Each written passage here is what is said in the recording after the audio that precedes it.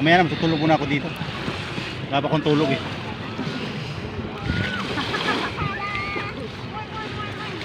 Yan, hasintado na. Wala talaga yung signal dito, no? Anong klaseng lugar to?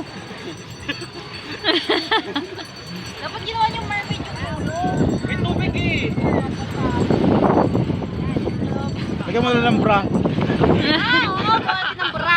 Ang pera mo ako sa secret. Bra. Akay, ang sakit.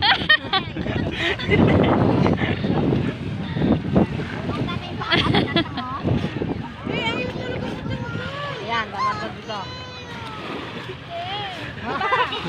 Boobs naman. Dede! Dede kami, bre! Lagi pa nalilinya to. Okay na yan. Grabe, ang laki niya ng taya.